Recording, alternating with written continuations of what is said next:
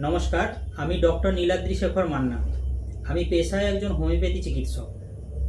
আজকে মহিলাদের মুখে এবং শরীরের অন্যান্য অংশে অবাঞ্ছিত চুল জন্মানো এবং ওই চুলের নিচে ব্ল্যাক স্পট তৈরি হয়ে যাওয়া, এই সমস্যা নিয়ে কথা বলবো এবং এর কিভাবে চিকিৎসা করা যায় সেই নিয়ে কথা বলবো।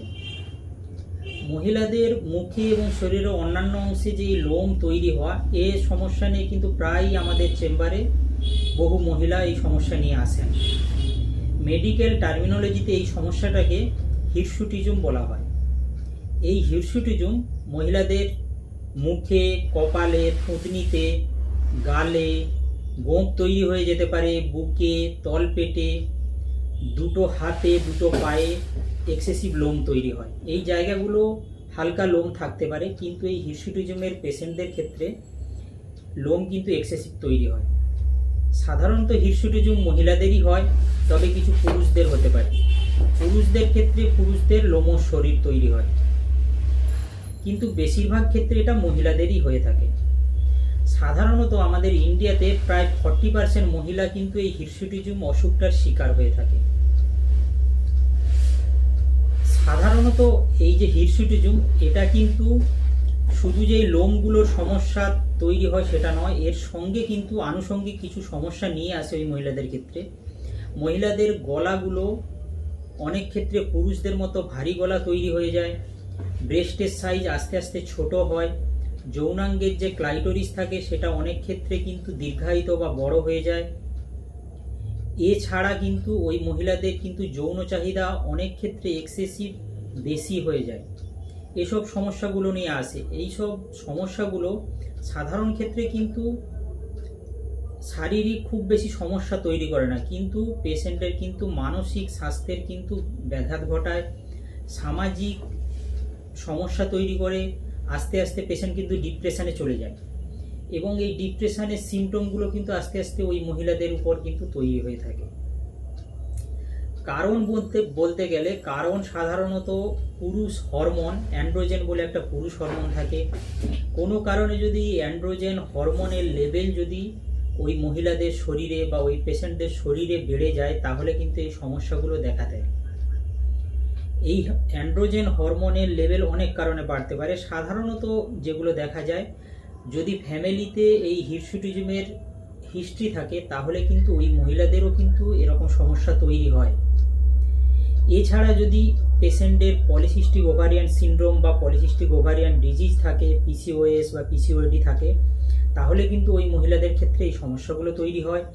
এছাড়া পেশেন্ট যদি খুব ওবেসিটি হয়, খুব মোটাসোটা হয়, তাহলে কিন্তু আমরা দেখি বেশিরভাগ ক্ষেত্রে এরকম সমস্যাগুলো আসে। অ্যাড্রিনাল গ্ল্যান্ডে যদি কোনো গ্রোথ হয় বা কোনো টিউমার হয়, তাহলেও কিন্তু এরকম সমস্যা আসতে পারে। পোস্ট মেনোপোজাল যে মহিলা, যখন পিরিয়ড বন্ধ হয়ে যাচ্ছে, ওই মহিলাদের ক্ষেত্রে ইস্ট্রোজেন, প্রোজেস্টেরন ও যে দুটো হরমোন থাকে তার লেভেল যদি কোনো কারণে খুব বেশি কমে যায়, তখন অ্যান্ড্রোজেন হরমোনের লেভেল কিন্তু অনেক বেশি পিক লেভেল আকার ধারণ করে। সেক্ষেত্রেও কিন্তু এই হিরসুটিজমের সমস্যাটা তার ক্ষেত্রে তৈরি হয়ে থাকে। যখন এসব সমস্যা নিয়ে পেশেন্ট আমাদের কাছে আসে, সাধারণ ক্ষেত্রে আমরা ডাক্তারবাবুরা কিছু টেস্ট করতে বলি, কারণ এর ট্রিটমেন্ট করতে গেলে সবার আগে কিন্তু কারণটা জানাটা খুবই দরকারি। টেস্ট করতে গেলে আমরা সাধারণ ক্ষেত্রে ব্লাডের কিছু যেই হরমোনগুলো বললাম, ইস্ট্রোজেন, প্রোজেস্টেরন, অ্যান্ড্রোজেন, এছাড়াও কিছু হরমোনের লেভেল দেখা হয়, কোনো লেভেলে অ্যাবনর্মালিটি আছে নাকি সেটা দেখা হয়। এছাড়াও পুরো পেটের ইউএসজি করতে বলা হয়। আলট্রাসোনোগ্রাফি করলে কোনো ওভারিতে কোনো সমস্যা আছে নাকি, অ্যাড্রিনাল গ্ল্যান্ডে কোনো সমস্যা আছে নাকি সেটা দেখা হয়।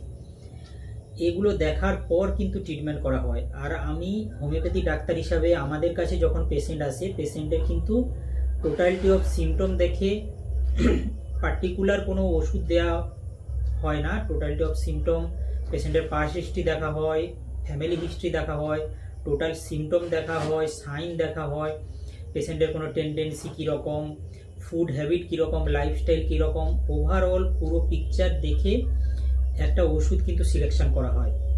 সে ওষুধগুলো সাধারণ ক্ষেত্রে ল্যাকেসিস বলে একটা ওষুধ আসতে পারে, পালসিটিলা একটা ওষুধ আসে, অনেক ক্ষেত্রে থুজা আসতে পারে, সিপিয়া আসতে পারে, মেডোরিনাম আসতে পারে, এরকম পলিক্রেস্ট যে কোনো ড্রাগ আসতে পারে।